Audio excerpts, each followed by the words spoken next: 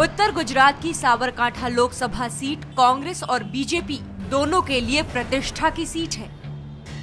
इस सीट से इस बार गुजरात कांग्रेस ने अपने सबसे वरिष्ठ नेता शंकर सिंह वाघेला को चुनाव मैदान में उतारा है। वाघेला फिलहाल गुजरात विधानसभा में विपक्ष के नेता भी हैं। बीजेपी ने दीप सिंह राठौड़ को उम्मीदवार बनाया है। राठौड़ बीजेपी के विधायक रह चुके हैं। 2009 में बीजेपी ने इस सीट पर जीत हासिल की थी। तब महेंद्र सिंह चौहान ने तत्कालीन सांसद और कांग्रेस उम्मीदवार मधुसूदन मिस्त्री को हराया था। साबरकांठा की सीट पर साल 1996 से 2004 तक लगातार कांग्रेस का कब्जा रहा। साबरकांठा की 7 सीटों में से 6 पर कांग्रेस का कब्जा है, जबकि सिर्फ 1 सीट बीजेपी के पास है। साबरकांठा में 30 अप्रैल को वोटिंग है, जबकि देश भर के नतीजे एक साथ 16 मई को आएंगे।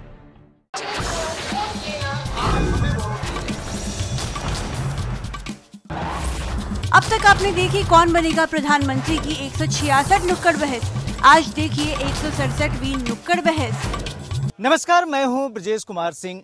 कौन बनेगा प्रधानमंत्री की नुक्कड़ बहस का कारवां अब आ पहुंचा है हिम्मतनगर। हिम्मतनगर यानी गुजरात के साबरकांठा जिले का मुख्यालय। साबरकांठा अपने आप में एक लोकसभा सीट है, जो सीट फिलहाल बीजेपी के कब्जे में है। लेकिन इस सीट का जो इतिहास है यह कांग्रेस के मजबूत गढ़ में से रहा है, क्योंकि ध्यान रखें कि सिर्फ 2 दफा 1991 और 2009 में यह सीट बीजेपी जीत पाई।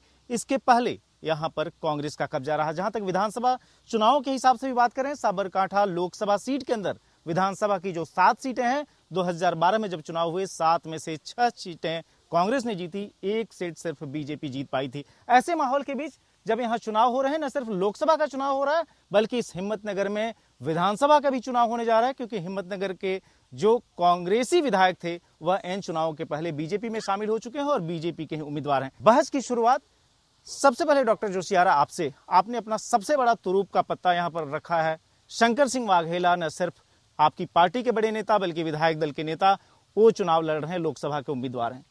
2009 में यह सीट आपने गंवा दी थी बीजेपी को। कैसे आप इस सीट को इस बार अपने पास रखेंगे?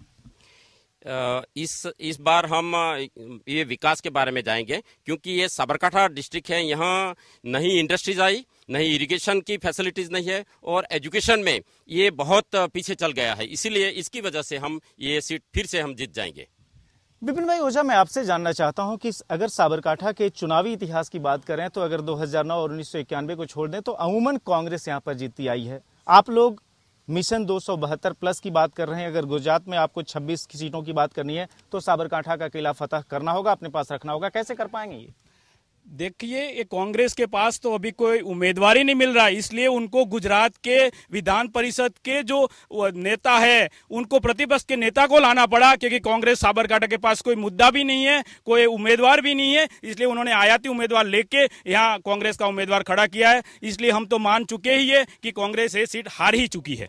महेंद्र सिंह जी, मैं आपसे जानना चाहता हूं कि क्या सिर्फ यही मसला है, क्या सिर्फ उम्मीदवार न होने का मसला है, या आपने अपने सबसे मजबूत कैंडिडेट को यहाँ डाला है? विपिन भाई को पता नहीं है। विपिन भाई का जन्म नहीं हुआ था तब से शंकर सिंह वाघेला गुजरात के लीडर है, राष्ट्र के लीडर है। मैं ये बताना चाहता हूँ कि शंकर सिंह वाघेला खेडूतों के लीडर है। बीजेपी किस एक मुद्दे के सहारे यहाँ पर अपना कैंपेन करने जा रही है, लोकसभा में और विधानसभा में भी?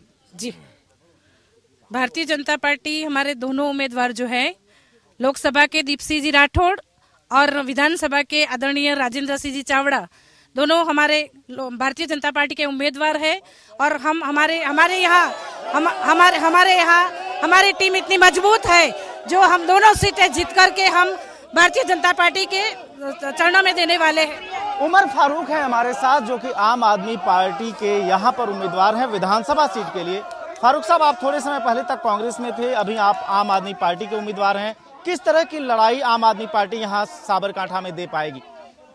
देखिए, सतत 7 साल से मैं देख रहा था कि कांग्रेस की बिन सांप्रदायिक बातें बाहर दिख रही थी, लेकिन जब नीचे जाके देखा तो ये बात नहीं थी।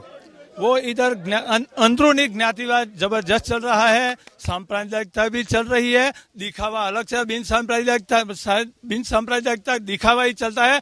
बार बार बोल रहे हैं ये एक्स कास्ट के कितने वोट है, वाई कास्ट के कितने वोट है और जेड कास्ट के कितने वोट है। अंदरूनी ऐसा नहीं दिख रहा है। साबरकांठा की बात करें, बीजेपी के पीएम कैंडिडेट है नरेंद्र मोदी, उनको आगे रखकर पार्टी चुनाव लड़ रही है। वो कितना बड़ा मुद्दा खुद गुजरात में है आपकी पार्टी के कैंपेन के लिए? नरेंद्र भाई ने जो विकास किया है गुजरात का, अब भारत का विकास करना है। और हिम्मतनगर की विधानसभा की मैं बात करूं तो करीबन हिम्मतनगर विधानसभा क्षेत्र में 1200 करोड़ रुपए का विकास का काम किया है। कांग्रेस सिर्फ बातें करती है, कांग्रेस में कोई मुद्दा नहीं है कांग्रेस के पास। क्या चुनाव जो है सो सिर्फ विकास बनाम विकास पे लड़े जाएंगे? यहाँ कुछ स्थानीय मुद्दे और भी? बिल्कुल विकास नहीं हुआ। साबरकांठा में कोई इरिगेशन की कोई इंडस्ट्रीज नहीं आई, सारी इंडस्ट्रीज नहीं आई। बहुत सारे वाइब्रेंट गुजरात के ताइफे किए लेकिन कोई इंडस्ट्रीज आई नहीं। कहा बहुत सारे लोग यूथ है वो बेकार है। अभी यहाँ पर जो स्थानीय लोग हैं वह क्या मानते हैं? आप बताइए कि यहाँ पर इस जगह पर क्या वह प्रमुख मुद्दा है जिसको लेकर इस बार